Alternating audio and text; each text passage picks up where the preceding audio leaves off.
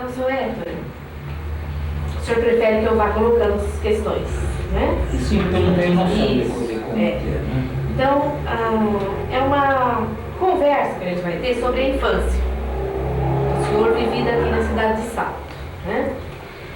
Então, para começar, o senhor tem recordação da sua primeira casa ou das casas em que o senhor passou a infância? Sim, eu me lembro bem até de coisas que remontam ao tempo que eu tinha 2 anos de idade. Morte de uma tia, por exemplo. Certo. Eu me lembro de alguém que ergueu o cabelo do caixão. Certo. Eu lembrei até depois, muitos anos depois, das feições de quem era. Então eu confundia 2 pessoas, qual das 2 teria sido, fui conversar com as pessoas para ver qual teria sido. E uma ficou eliminada porque ela disse, não, eu não estava em Salto, nesse ano ainda não morava em Salto. Atento que foi a outra. Né? Isso foi uma das mais remotas recordações que eu tenho. Né? E a visita do meu avô materno, por exemplo, que não morava junto, minha família morava mais próxima ou junto com os avós paternos. Quando meu avô materno nos visitava, eu me lembro de alguma coisa assim daquele tempo que eles falavam. Isso. Me lembro ainda que quando eu tinha menos de 4 anos, eu quebrei a perna, caindo de uma latinha de 2 litros de banho dentro de casa, eu quebrei uma perna. Então o médico que me acudiu cuidou da gente em casa mesmo, engessou a perna e queria a todo modo que por uma carretilha no forno, né, e suspender, ou ficasse com a perna esticada assim, que achava que uma criança não ia parar quieto no mundo, então queria ficar com a perna assim. Aí meu avô, né, queria matar o médico, porque eu achava que ele não precisava. Mas tinha assim, depois... Essa casa era onde, senhor Héctor? O senhor morava? Era uma casa velha na Rua do Barbosa, onde agora existe a casa do Romeu Telese, metade daquele quarteirão. Ela ainda existe, então? Ainda existe um pedaço dela, ainda estou eles com rolo, aqueles maços assim de rolo de serpentina, né, tiravam. Aquela era uma brincadeira, mas de marmanjos, os pequenos só olhavam, porque nem sequer tinham força para tirar aquela, alcançar aquilo, ficavam vendo, só que às vezes se passava uma carroça, por exemplo, roçava tudo, levava, perdia toda a brincadeira, as crianças, um cavaleiro, o cara não passava, não tinha. E o quintal, o senhor se lembra do quintal dessa casa, dos cômodos dessa casa, como eram os árvores? Lembro como eles eram, geralmente eram feitos assim em formato de cruz, né? 2 cômodos na frente, 2 atrás, não havia ninguém, tinha garagem, era uma sala na frente e 2 dormitórios de cada lado, a cozinha. Geralmente os cômodos tinham, as casas tinham 4 cômodos, dizia-se cômodos, né? Se dizia dependências. Né? E tinha então 2 dormitórios, uma sala, uma varanda, chamava-se varanda, o que hoje é, digamos assim, uma sala de janta. Hoje varanda é uma venda.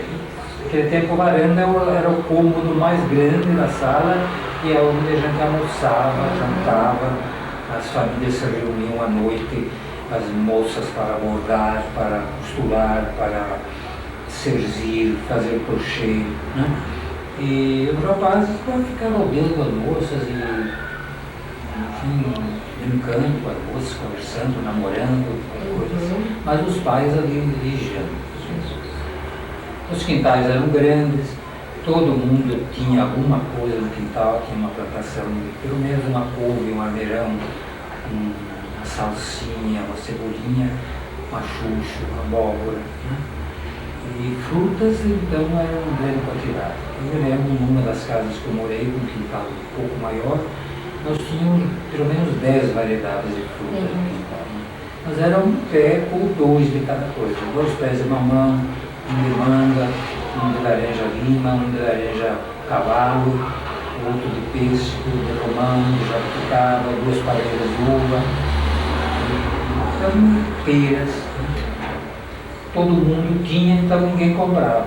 Certo. Se passava algum vendedor na rua com uma carroça vendendo, às vezes voltava com o produto para casa, porque a população dispunha de coisas no seu próprio quintal. Todo mundo tinha meia dúzia de galinhas, né? Criava suas galinhas, seus frangos, então a gente comia aquilo que produzia. Era difícil alguém precisar comprar um frango, tinha assim no quintal. Para comprar o frango, então, o recurso era então, um salto, por exemplo, em 1930, vamos remontar a 1930, aqui onde é a praça, onde tem a Bíblia, aquele monumento da praça, ali, aos domingos tinha uma feira. Então o povo dizia, domingo eu vou ao largo, um dia eu vou à feira, não existia o nome Feira Livre. Então, largo queria dizer, ele ia lá onde se reunia meia dúzia, 10 carroças, uma vendendo frutas, outra vendendo verdura e algumas vendendo ovos, outras vendendo frangos, umas gaiolas, assim, ia lá e comprava frango para matar em casa, depenar, né, e preparar. E algumas famílias criavam que tinham um tanque de lavar roupa maior, assim, para famílias mais numerosas. Algumas chegavam a ter, nós mesmos chegamos a ter uma criação de pato. Então tinha lá 4, 5 patas no pato e criava o pato. Quando eles cresciam, comiam os patos, comiam ovos do pato. Então, quer dizer, comia. Na minha casa, os filhos, os rapazes, nós éramos 6 irmãos, ninguém queria saber do ovo de pato. E ninguém comia pato também. Então, o que minha mãe fazia? Quando o patinho crescia, estava pesando 1,5 kg, trocava por um frango. E aí, no frango nós comíamos, o pato não. Trocava um ovo de pata por um ovo de galinha. Nós comíamos o de galinha, de pata jamais. Se ela pusesse no bolo, o pão doce na broa, o ovo de pata, o pessoal, pelo cheiro, não comia qualquer doce, qualquer coisa que tivesse ovo de pata. E pelo, o senhor acha que é somente pelo sabor ou porque vocês se apegavam? Eu acho que era mania de criança, né? Era mania de criança. Pensou por aquilo, eu não faço, porque o pato eu não como. Porque a ideia que se fazia do pato é que o pato é sujo. Ah, perfeito. É, o pato suja muito, né? Caminha suja menos. Certo. Então talvez fosse isso. E na casa do senhor Héctor, quem é que fazia as obrigações de casa? Quem é que cuidava da casa, das crianças? Veja, como minha mãe havia sido operária em moça, mesmo depois de casada, ela trabalhou algumas vezes na malharia da Brasital. Então era o que hoje se diz confecção. Na Brasital tinha uma seção, um departamento, que confeccionava camisas de malha, ceroulas de malha. O tecido era feito ali e aportado. Então havia lá umas 60 mulheres que trabalhavam em máquina de malharia, costuravam camisa. Minha mãe era uma delas. Ela preferia trabalhar na fábrica do que fazer o trabalho caseiro. Então, vindo para casa, minha avó já tinha preparado o almoço, a janta, ela só ajudava e deixava os outros trabalhos de casa. Mas comida era quase minha avó que fazia. Então, nós nos afeiçoamos muito à nona, né? E das crianças, quem é que cuidava? Sempre mais a nona do que a mãe, sempre certo. Mais a avó. Eu me lembro que as primeiras vezes que eu fui ao catecismo na igreja, foi minha avó quem levou. Esperava lá até o fim do catecismo, mas aí eu tinha 5 anos, 6 anos. Né? Com 7, quando fui para o grupo escolar, uma semana toda foi minha avó que levava e ia buscar na hora. Depois a gente já arranjou companheiros e ia para casa com amigos, né? Menino da infância. Eram quantos meninos e quantas meninas? Dos 6 irmãos? Todos homens. Todos homens. E vocês auxiliavam nas atividades de casa? Alguns auxiliavam, alguns não auxiliavam. Tinha gente que tinha aversão por certas espécies de serviço. Eu, por exemplo, preferia trabalhar fora. Por exemplo, então, eu entregava marmita para uma pensão próxima da minha casa. eu levava comida para o pessoal que trabalhava em pedreiras. Com que idade você leva isso? Isso com 12 anos, com 11, 12 anos. Com essa idade eu fui aprendiz de alfaiate. Certo. Né? Anteriormente, nenhum tipo de serviço? Enquanto estava na escola, eu entregava na hora do almoço, chegava da escola às 11, levava marmita para as famílias que a pensão servia marmita. Né? E depois do almoço, então, era brincadeira, fazer lições caseiras, às vezes ia ao mato buscar lenha para fazer comida, mas tudo pertinho, porque a cidade acabava nos rios, né? Então era tudo pertinho. E tinha essa facilidade de lenhar. Então, ia trazer um feixe de lenha nas costas, mas era tanto porque aquilo não precisava então comprar a lenha, como também aquilo passava às vezes de brincadeira, porque aquilo era uma ocasião para fugir aos olhos da avó, aos olhos da mãe, do pai, é isso?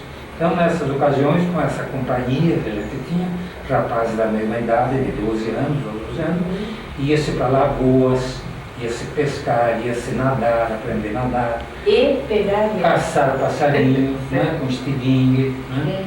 Eles pescaram com arma de fogo e eu nunca tive ocasião de lidar. E nunca cacei passarinho para prender. Mas aproveitava para nadar, aprender a nadar para brincadeiras de marmanjo, né? Assim. E também nem era por necessidade que ninguém daquele grupo que eu frequentava, mas pelo prazer de azucrinar a vida dos outros, por exemplo, pular uma cerca e apanhar goiaba no pomar, e para que o homem viesse correndo atrás, né? Tirar manga, coisa que você tinha no quintal. Isso. Coisa que você tinha no quintal, mas você ia fazer pirraça para ver. Ou para provar que você era valente, né? Para provar que você tinha coragem, que você não tinha medo de correr perigos, nisso. Então tinha isso. Então havia esse trabalho de entregar marmita, eu gostava muito de leitura, então alguma dessas coisas que eu fazia para ganhar dinheiro era justamente para comprar revistas. Eu trabalhava, por exemplo, ganhava um dinheiro e comprava revista. A revista naquele tempo era uma revista famosa, Vamos Ler. Eu colecionei revistas, essa revista durante muitos anos. Então todos os sábados ia na banca de jornal comprar uma revista. Tinha que dar um jeito de arranjar o dinheiro para comprar, porque minha mãe não tinha dinheiro para me dar para comprar a revista. Né? Para assistir ao cinema, então tinha 2 bandas de música em sala. Quinzenalmente uma dava concerto no coreto que havia aqui na praça, que é onde está o Clube dos Trabalhadores. Havia um coreto e a banda José Pivero dava um concerto cada 15 dias, a outra intercalava. No domingo em que a banda italiana dava concerto, a gente às 2 horas da tarde do domingo ia ao salão da banda, pegava os estantes, são dos músicos, né, e trazia para o coreto. Eu, mais um irmão, mais 2 primos, nós trazíamos os estantes da banda para o coreto. E à noite, assim que terminava o concerto, a gente pegava aqueles estantes e levava de volta. Porque com os estantes nas costas, a gente entrava de graça no cinema. Ah, certo. Então a entrada do cinema valia, o trabalho de carregar os estantes para os músicos valia a entrada para o cinema. Porque naquele tempo uma entrada de cinema era R$200. Mas R$200 era o que um operário ganhava uma hora de trabalho na fábrica.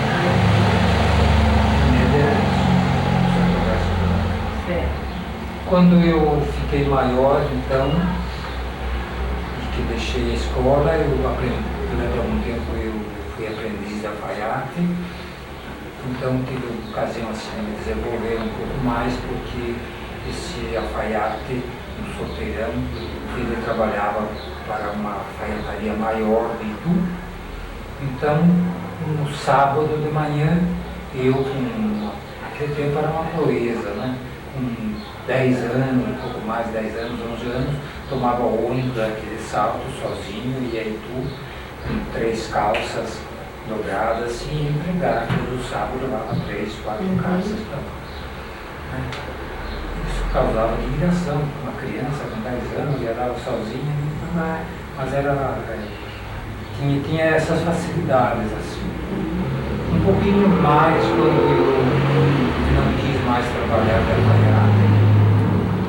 Então eu me empreguei na casa de um cego, um senhor de idade, Jorge de Souza, era tio do professor Cláudio Ribeiro da Silva. Era cego, morava numa casa grande de 16 cômodos aqui na cidade, morava sozinho. Então, isso quando eu fazia a 4ª série, eu já comecei a trabalhar com ele.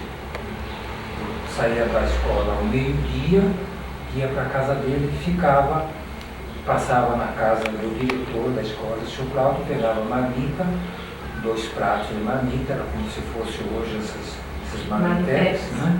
Levava para lá, eu comia uma, ele comia outra e eu passava a tarde lendo o Estadão para ele. Então, desde 1932 que eu leio o Estado de São Paulo. Então eu lia o título de notícias, né? Depois de um certo tempo eu sabia qual era a tendência dele, né? Mas eu lia no título uma notícia, o título ele dizia leia, então eu lia aquilo. Não, isso não interessa, tudo. Ele gostava muito de tudo, coisa de cavalo. Então a primeira coisa que eu via era tudo. Ele conhecia muito cavalo e aí eu também fui adquirida de conhecimento de cavalos famosos que a gente teve na direção do Brasil. E assim passei anos, todos os dias, e o pagamento do cego para comigo era diário. Todos os dias, às 4 horas da tarde mais ou menos, ele tirava do bolso um lenço, onde tinha dinheiro no lado, me dava uma moeda de 400 réis. 400 réis era bastante para pagar, naquela ocasião, 2 cinemas. Então, veja, eu ganhava 2 cinemas por dia. Era para um menino que não podia fazer outra coisa, era alguma coisa. Com aquilo eu garantia o cinema, garantia a revista, né, e garantia também algumas coleções que as crianças faziam naquele tempo de balas. Balas eram enroladas em papéis impressos, por exemplo, a história de Lampião. Então a gente colecionava 100 figurinhas numeradas de 1 a 100 Lampião. Né? Então, Lampião fazendo isto, Lampião e Maria Bonita, Lampião assaltando um hotel, Lampião empurrando uma carroça, Lampião assaltando um banco, enfim. Aquilo ali a gente colecionava aquelas figurinhas. Depois também houve outras coleções assim, e completando as 100 figurinhas, não faltando nenhuma, trocava-se por uma bola de borracha, por um jogo de dominó, um jogo de xadrez. Depois vieram as balas Primo Carneiro. Era um pugilista famoso na época, foi campeão mundial de pesos pesados, e também uma coleção assim, de 1 a 100 a gente colecionava, e no final ganhava um prêmio. Então, às vezes, eles dificultavam conseguir formar a coleção. Um vinha para assalto, vinha poucos para assalto, digamos a figurinha número 50.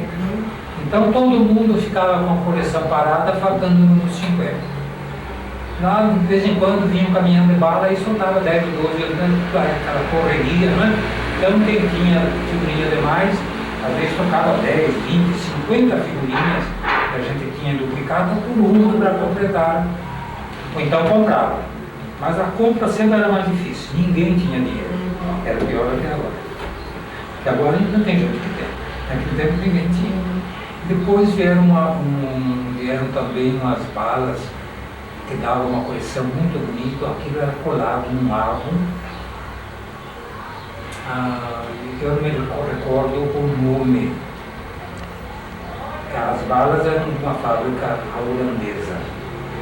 E eram figurinhas em cartolina, no papel mais grosso, que a gente colava num álbum. Eram fotografias coloridas dos artistas de cinema. Então, era muito bonito.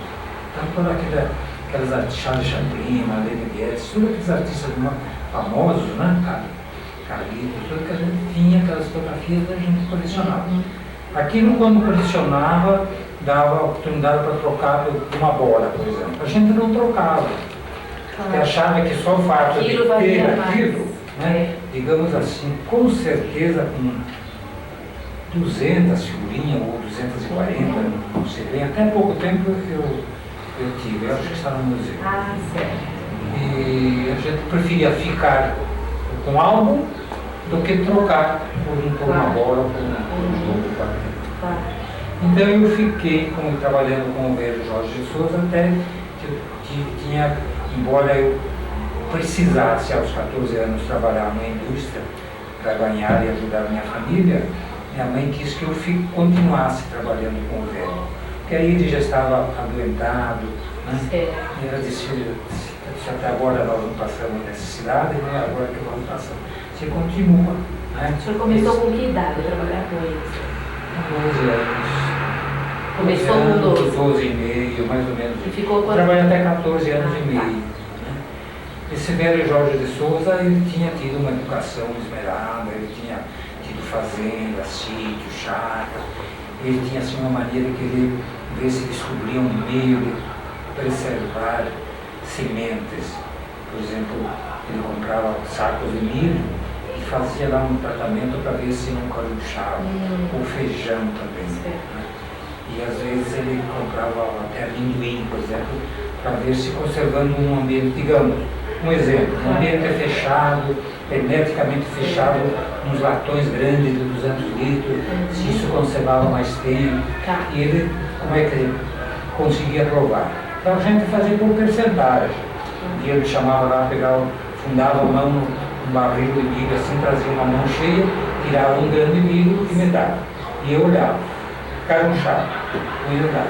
Também aí 100 milhos, 100 grãos, quando estavam carunchados.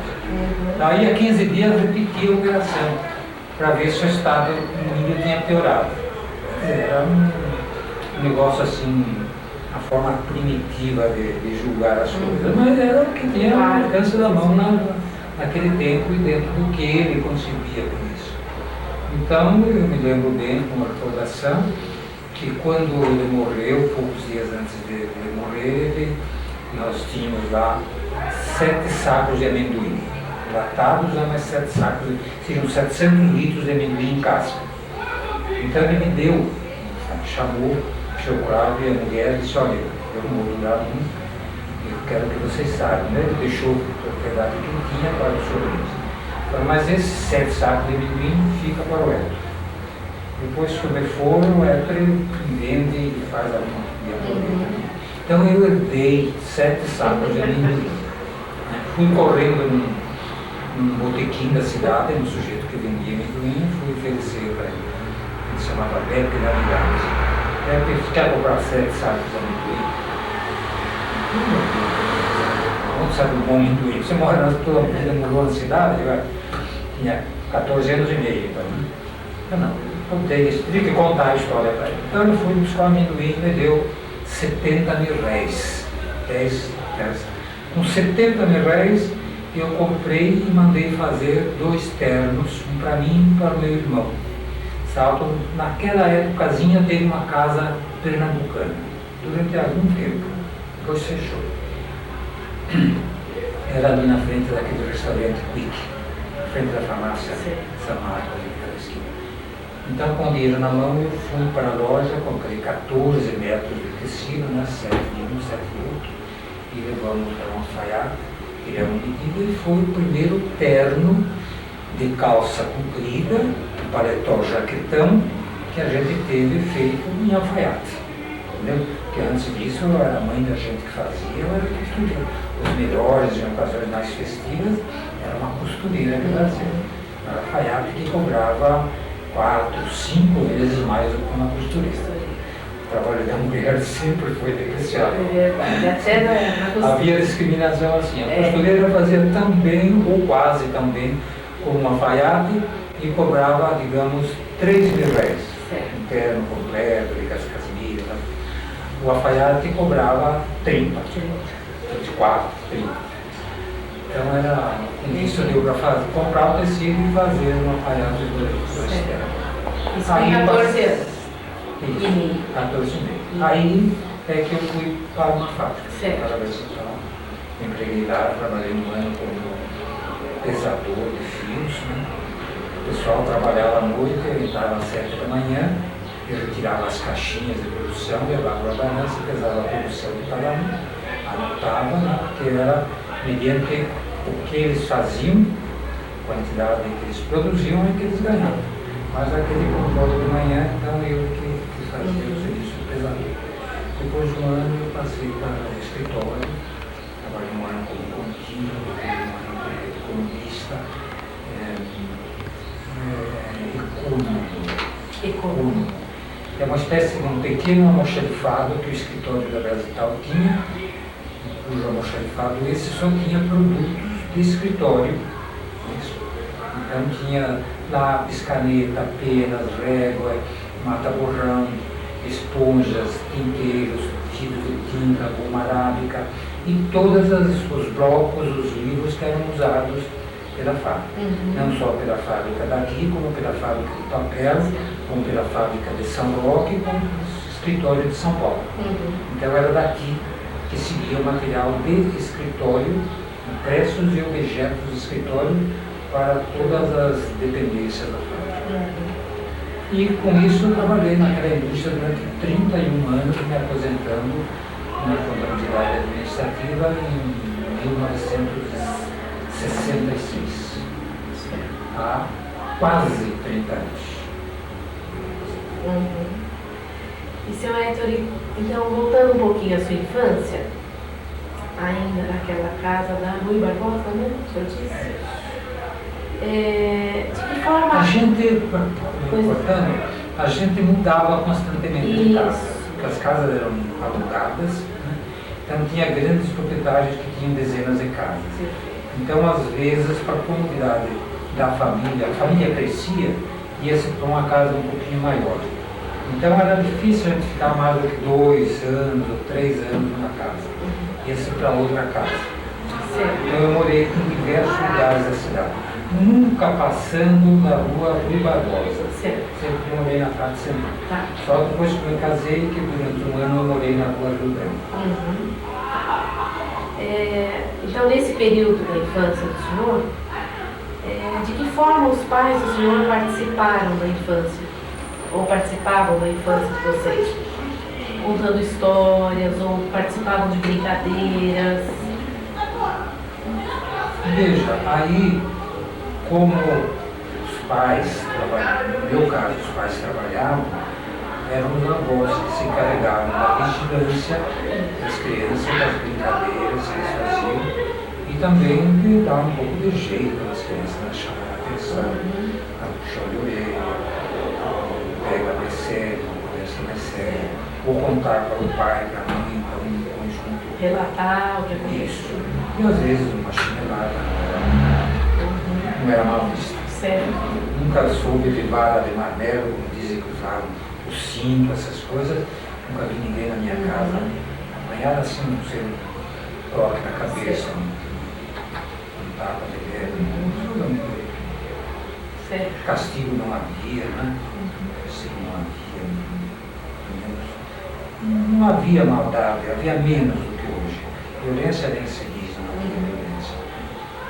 O pessoal tinha, as crianças tinham uma vida mais alegre, mais livre, possivelmente estudavam menos, né? Mas o que estudavam na escola dava para eles se habilitarem em empregos, etc., dava para a vida. Eles não precisavam estudar muito em casa. E, de uma certa forma, quem não tinha condições de mandar os filhos estudar em cidades grandes, se contentava com aqueles 4 anos de escola. Mas no que tenho lido em ponderar, em 4 anos de escola, eu aprendi mais do que aprendem agora meus sobrinhos, os sobrinhos netos, em 11, no primário e no colegial. Sem dúvida nenhuma, com 4 anos de Dona Benedita Rezende, professor Antônio Berreta, professor Paula Santos, com 4 anos de escola se aprendia mais do que eles aprendem hoje. Naquele tempo na escola, por exemplo, ao sair da escola de 4 anos, a gente sabia as 4 operações, percentagem, regra de 3, a raiz quadrada, até um pouco de logaritmo. E geografia e história, então sabia-se muito história universal. Hoje eu não tenho nada sem. E com relação aos vizinhos, como era a sua relação com os vizinhos? Brincavam Muito muito? melhor do que as de hoje, né? Muito melhor. Havia um relacionamento muito bom entre vizinhos, de solidariedade, principalmente. Certo. Quando alguém estava doente, um vizinho fazia, digamos, uma comida diferente, uma sopa, dava para o vizinho, fruta. Quando uma mulher tinha criança, os vizinhos levavam uma galinha, outro levava uma dúzia de ovos, outro levava uma barra de chocolate, uma lata de marmelada, né? Um pacote de biscoito. Né? Então depois havia a retribuição. Aquelas famílias, principalmente aquelas famílias de origem italiana, costumavam fazer pão toda segunda-feira. A vizinha sua fazia toda terça, ou toda quarta. Então, ao fazer 15 pães, né, você distribuía 5 e ia comendo estes, mas vinha chegando pão fresco. De forma que quase sempre você tinha pão do dia, ou quase Fazendo do só dia, uma vez por semana. porque estava vendo fazendo uma vez por semana. E todo mundo fazia por um sistema só, então o pão estava muito bom, muito bem feito, bem cilindrado. Ninguém tinha açúcar, ninguém tinha óleo, pão italiano, pão caseiro. Mas pouca gente comprava pão na padaria. Tinha poucas padarias porque não precisava ter mais padarias. Porque o generalizado era fazer o pão em casa. Mais econômico, mais saudável, né, melhor. E com as crianças? A família toda fazia o fermento, se concentrava, cada dia tinha que fazer o pão. Ao sábado tinha que lavar a casa. Então, era um serviço solidário da família. Em épocas de festa, tinha uma coisa, então pintar a casa, havia solidariedade. E da vizinhança, então sempre, assim, às vezes, por exemplo, à noite, uma família fechava a sua casa, não precisava nem fechar, puxava a porta e ia para a casa do vizinho. Então se reunia lá, todas as crianças brincando no chão, contando história, depois as moças bordando, fazendo flores, né? E as donas de casa conversando. E as crianças brincavam do quê? Nesses momentos? Assim, quando era à noite, assim, geralmente cartas. Cartas, dominó.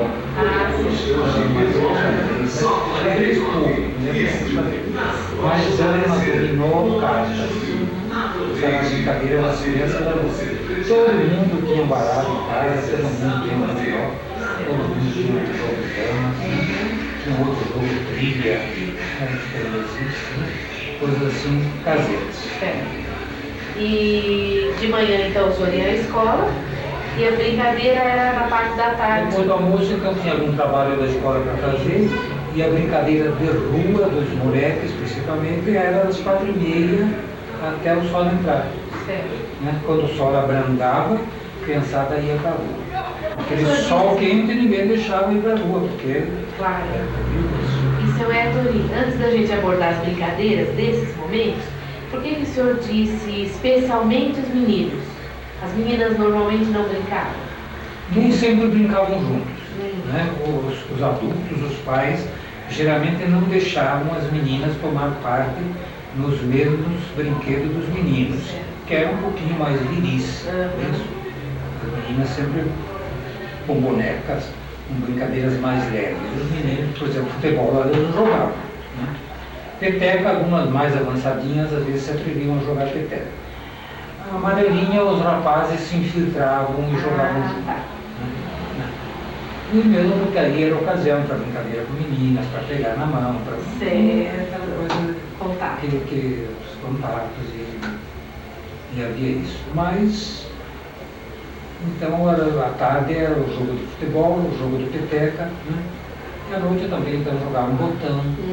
Botão jogava à tarde também, no escurecer, embaixo de um poste bem iluminado, jogava o botão na parede, né? Batia na parede. Uma brincadeira que acho que ainda existe. Então era assim. E dessas brincadeiras durante a tarde, o senhor se lembra de quais? O senhor disse a peteca? Era pelado, a peteca, fubeca, amarelinha, pastelão. O ioiô, por exemplo, era mais de menina, então, digamos, né? As meninas brincavam mais com o ioiô. Com biblioquê, então, boneca, biblioquê e ioiô era mais próprio das meninas. Certo. Mas assim mesmo misturavam. Agora, pelada, pastelão, as meninas não entravam. Certo. E peteca, algumas entravam. Algumas entravam. Isso. Como eram esses brinquedos, senhor Leandro? Eram industrializados, comprados? Como eles eram? Como eu disse, quase sempre apelava-se para a imaginação. Certo. A bola mais comum era a bola de meia. Então, não era muito difícil que um garoto roubasse a meia da mãe, né, e fizesse uma bola. Certo. Então a bola era feita com capricho, bem socada dentro, e depois era rolada assim, virava-se outra vez, e no fim os garotos mesmo costuravam bem costuradinha a bola, tomavam um formato de bola bem fino, quanto mais dura melhor, né? Às vezes chegavam até a pôr alguma pedrinha dentro para ficar pesado. Né? Às vezes machucava. Mas era o mais comum era a bola. Então um que ganhava um presente, uma bola de borracha, tinha que pôr para todo mundo jogar. Né? Não havia mesquinharia. Se um deles tinha uma bola de borracha, vinha bola de borracha para a rua. Quando alguém conseguia uma bola de capotão, como se dizia, de couro, né? Às vezes então, porque era mais pesada, podia quebrar o vidraço, então ia se jogar num campinho que tinha atrás do Tancredo do Amaral. Em alguns lugares da cidade tinha um espaço maior, um campinho, onde as crianças, os maiores, já com 13, 12, 13 anos, jogavam mais a sério, se machucavam mais a sério. Né? Mas aí com bola de capotão, né? Bola de cama, aliás, né? E às vezes ela era feita com couro, né? Costurada com couro, chamava tempo, uma coisa mais ou menos assim. O pastelão é 7, 8 rapazes, ficavam agachados, assim, quase de cócoras, uns 2 metros um de outro, e um ia pulando e gritava uma palavra de ordem, né? Começava, tinha uma série de 12 ou 15 ordens diferentes, né? Então, dizia assim, por exemplo, unha de gavião. Né? Então, ao pular, pregava-se a unha na costa do que estivesse ali. Às vezes, até com consequências danosas. Às vezes, machucava mesmo. Né? Outros era quando mula cega, dava um coice no traseiro do outro. Às vezes, a malvadeza era tanto que eu fazia assim, se derrubava o rapaz e ia de focinho no chão. Né? Isso às vezes acontecia, né? Porque às vezes se aproveitava disso para algumas vinganças, algumas picuinhas, né? Acertar. Alguém que tivesse mexido com a irmã da gente, alguém que tinha irmã, essas coisinhas assim. Aproveitava para acertar alguma coisa. Né? Era o pastelão correto. A amarelinha é aquele jogo de rodas e quadrados no chão, em que os contendores, né, dos jogadores, com o pé chutavam e desviavam assim, né? Se queimava, se caía num risco, ele caía fora do jogo. Quem ficasse por último era o vencedor. Né? Às vezes era com uma latinha de pomada, cheia de areia, molhada para se tornar pesada, e as mães às vezes era com carro de fogo. Isso era o mais comum. Isso estava ao alcance de todo mundo. Né? Ele era cortado assim de forma machucar. Aquele era aproveitava também um pedaço pequeno para fazer peteca.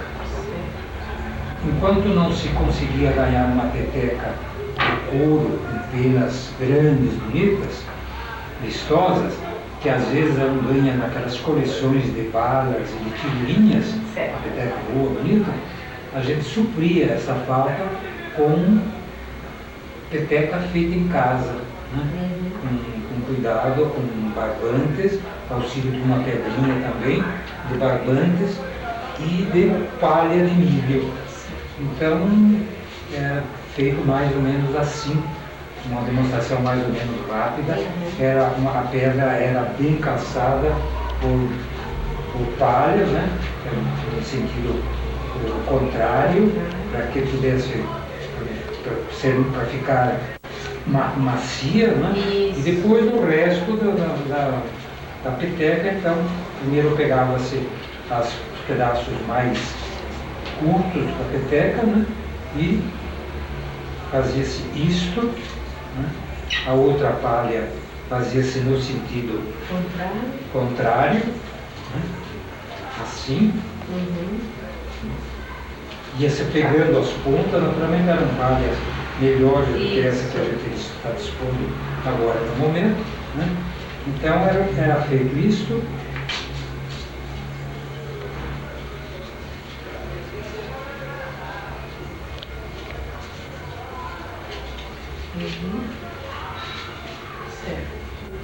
Assim acabava-se tendo isso daqui, com um amarillo mais pesado, mais grosso, era amarrado duas vezes, uma aqui embaixo, bem junto à pedra, é isso?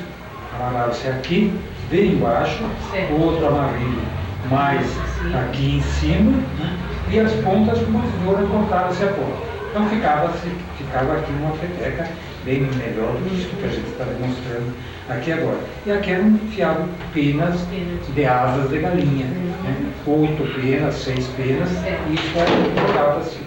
Embora com a pedra dentro não apresentava maiores perigos, porque a palha amaciava. De fato. Uma brincadeira muito em moda também, e esse era quase que só pelas meninas, às vezes os meninos eram tratados pela menina mal quando eles se atreviam a jogar bibioquê, porque então o menino era xingado pelos outros, era marica, era mulherengo, né, era qualquer coisa assim, porque ele ia jogar com as meninas. Sim. Mas às vezes eles se mostravam mais hábeis do que elas na brincadeira do bibioquê, né? Disputavam partida a 100 pontos, a 50 pontos, iam repetindo aquilo, e era uma coisa mais ou menos assim, feito com uma latinha, também um recurso, né? Feito com uma latinha de massa de tomate. Isso, porque assim,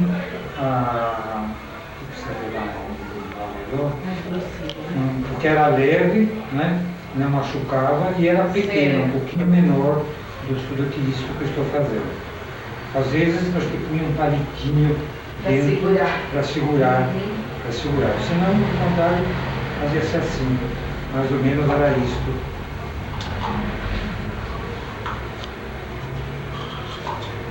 E quem confeccionava os bibioquês? Eram as meninas ou os meninos? Aí os dois faziam, os irmãos, os rapazes faziam para as irmãs, havia assim uma ajuda, né? Os rapazes faziam para os meninos, porque sabiam que a hora que eles quisessem jogar, elas não teriam também muita oportunidade de negar, né? Então, o pauzinho era assim, como se fosse um lápis, passava sinônimo de tudo, né? Então era isso daqui ainda, hoje ainda existe, mas de madeira, então era feito assim. E a pessoa então jogava o bibioquê, jogava assim, isso daqui acertava uma latinha de massa de tomate daquelas pequenas. E o número de pontos era por acerto. Então isso, ia dobrando, quem conseguisse fazer mais, ganhava. Isso havia assim um certo intercâmbio entre os rapazes, às vezes se aperfeiçoavam mais do que as meninas, né? Às vezes mostravam ter mais habilidade do que elas.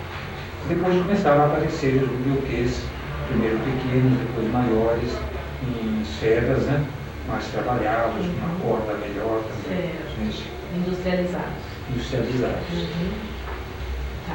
Então, a coisa então que teria ficado assim mais para o fim, seria o ioiô. O ioiô, como eu disse, usava canepés vazios, né? que buscava-se nos alfaiates, tinha uns caracteres bem maiores do que isto, era cerrado aqui, tirado as duas pontas. E com um fio mais fino, então, porque fazia-se o ioiô. Né? Acho que assim dá para entender. O ioiô ficava mais ou menos como isso. Né? Porque essas duas pontas eram viradas para cá. Ficava e era perfeito. Só que era bem maior do que isso, e ficava ao tempo de hoje. Então, alguns, os pais ajudavam, os irmãos mais velhos ajudavam, pintavam, às vezes envernizavam, faziam coisas mais sofisticadas. Mais bonitas. Criatividade, Mas no fundo era uma questão de habilidade, uma questão às vezes de recurso, ou às vezes assim de solidariedade dos pais, dos irmãos. Então, na realidade, existia uma participação dos pais até mesmo na confecção dos brinquedos, né? Uma vez que eles não eram Sim, por exemplo, era difícil para um menino de 8, 10, 12 anos fazer um peão. Esses peões que hoje custam tão barato no armazém, era feito com cabo, até com cabo de vassoura, que faziam peões pequenos. Um cabo de vassoura, por exemplo, dava diversos peões. Mas a gente fazia com canivete, ia talhando, punha um prego na ponta, assim, depois com uma lima limava a cabeça do prego e fazia o peão. Ou então, ia-se num monte de lenha, cortava-se um pedaço e depois, com muita paciência. Nesses casos, que às vezes os pais ajudaram a fazer, porque para um filho era mais difícil fazer o peão. Né? E o pai, às vezes, preferia perder 2 ou 3 horas num domingo para fazer uma brincadeira com o filho do que comprar o dinheiro era mais fácil. Quase sempre. E havia ainda o jogo de fumeca, que hoje ainda existe, naquele tempo usando vários recursos, a bolinha de gude de vidro, de aço, né, maior, menor, outros faziam de barro cozido, outros faziam de tijolo ralado e arredondando e fazendo esfera, outros tinham mais habilidade, iam para uma oficina de marmoraria, lá no esmerilho, faziam as fubecas de mármore. E o jogo era assim, 5 horas, menos que às vezes havia choro, porque baixava, alguém ficava cego. Né? Então, quando jogavam valendo a fubeca, quem perdia a fubeca para o adversário. E geralmente a gente tinha uma dúzia de fubecas. Né? Que às vezes num jogo perdia-se 2 ou 3, outra vez ganhava-se 2 ou 3. Né? Então as fubecas eram brancas, eram coloridas, eram verdes. Né? E colecionava-se as fubecas. Geralmente sempre a gente tinha um pedaço que levava para casa, perdia uma parte. E no jogo de fubeca jogava-se com fubecas do mesmo material, certo? Do mesmo material, porque se não fosse do mesmo né? material, quem tivesse de barro, por exemplo, saía sempre vantagem. Ah, tá. Porque as crianças se aperfeiçoavam no jogo de fubeca, né? Uma cova a 1 metro de distância feita, as covas eram feitas com o calcanhar. Terra morta com o calcanhar feito cova. E é longe, assim, 1 metro, 1,20 m. E acertava. Quem não acertasse, né, o outro que fosse jogar depois, pretendendo dificultar a vida do adversário, então batia naquela fubeca para tirá-la, mandá-la mais longe do jogo. Né?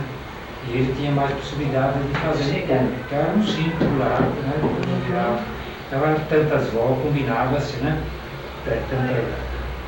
Aqui a primeira aqui, mas 5 voltas, digamos. 5 chegaram, ida e volta, ida e volta. Ah, tá. Combinava-se assim. Era como no futebol, por exemplo, não se ganhava de 1-0, de 2-0, não havia isso, né?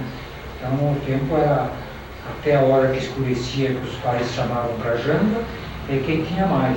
Certo. Então alguém estava ganhando de 7-5. Tá. No futebol. Certo. Muito bem. Então tá bom, seu Héctor. E acho que para finalizar, eu queria que o senhor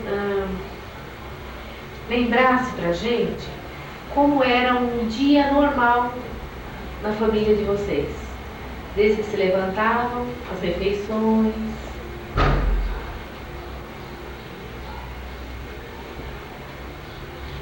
Sua mãe trabalhava cedo? Geralmente ela saía quando ela trabalhava, mas, por exemplo, quando tinha um filho, ficava um ano em casa. Né? É verdade. Não é que tivesse licença, de como não havia isso, então, enquanto amamentava a criança, ficava criança. Depois trabalhava um ano para ajudar o marido, engravidava outra vez, né? Trabalhava até 7º mês, 8º mês, né? Depois ficava em casa, porque era fácil retomar o emprego.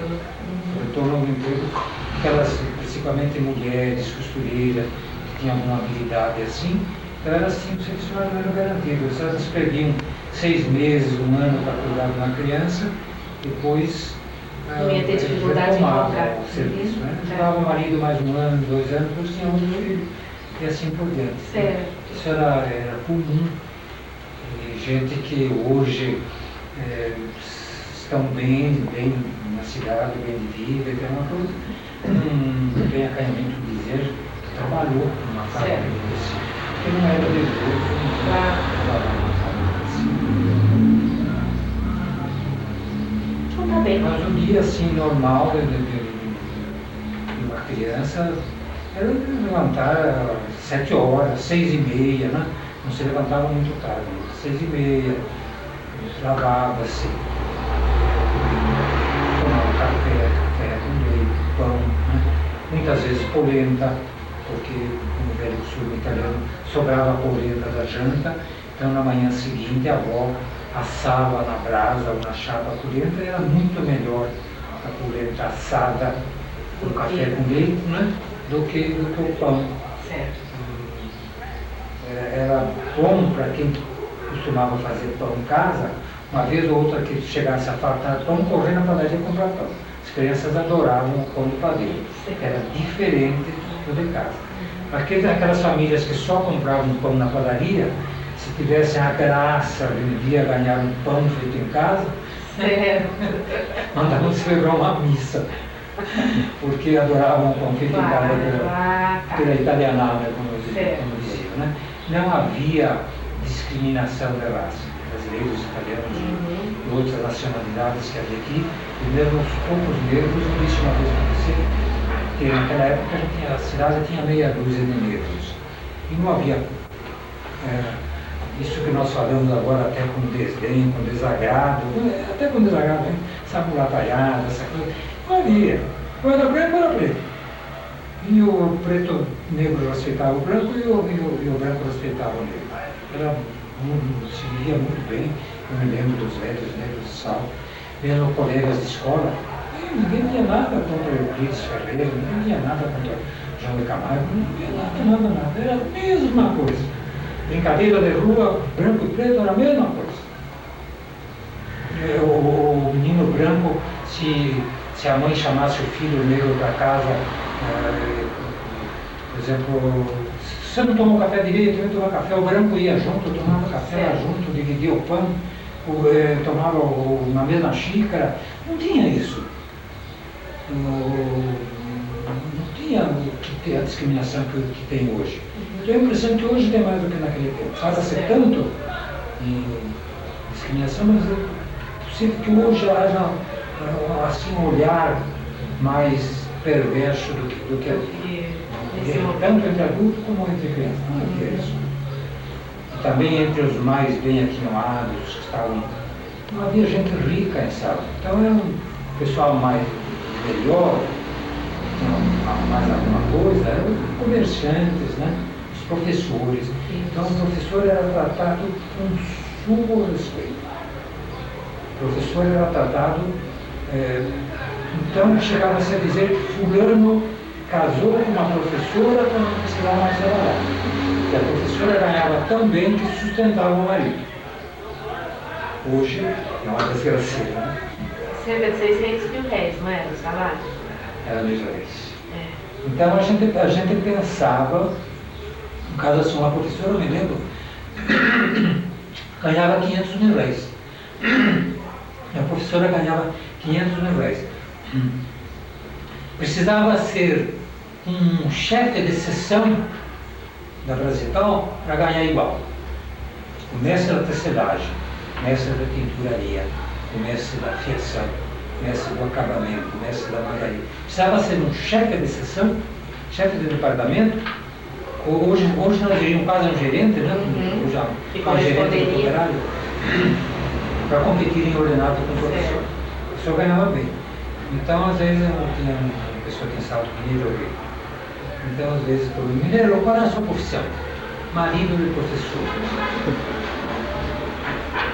Marido da Ana Rita.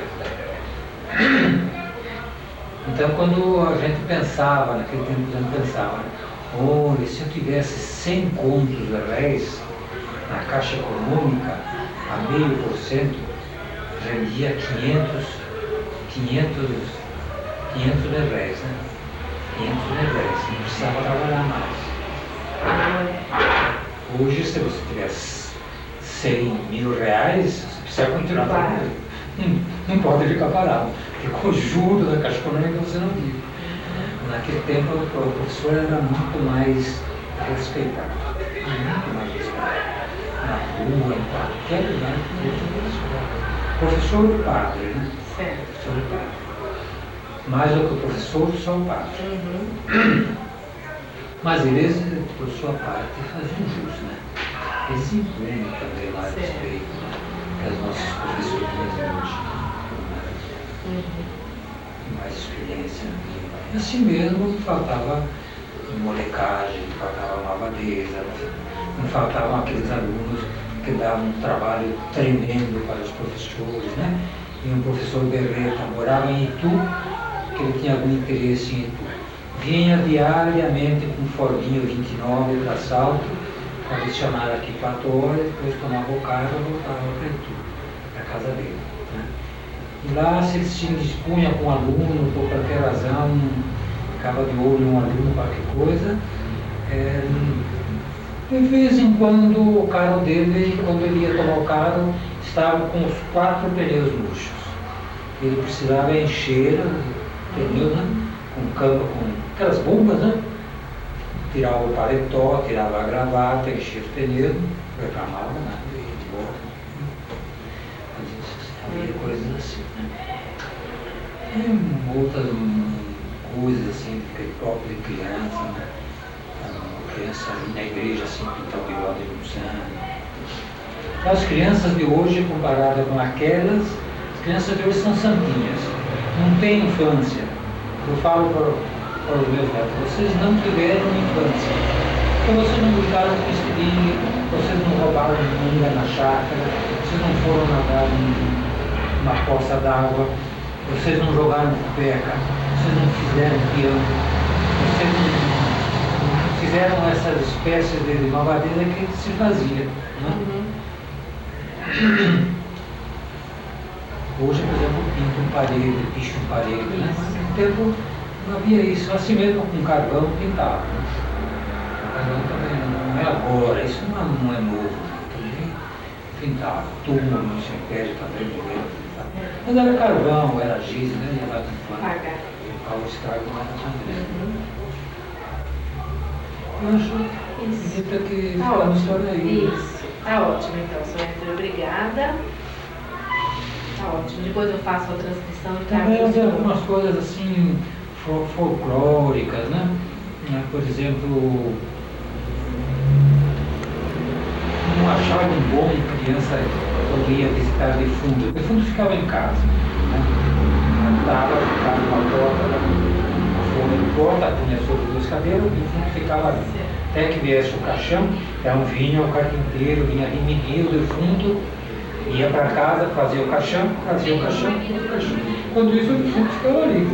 Então ficava rodeado de gente. Então não achavam bom que criança ficasse ao pé. Então ficava de lado, não quer ninguém ficar. Se tinha que sair alguma coisa ruim, saía pelo pé. Era folclore, magia, uma crença, coisa assim. E também, às vezes, o pai, a mãe da criança fazia a criança pegar no dedão do filho.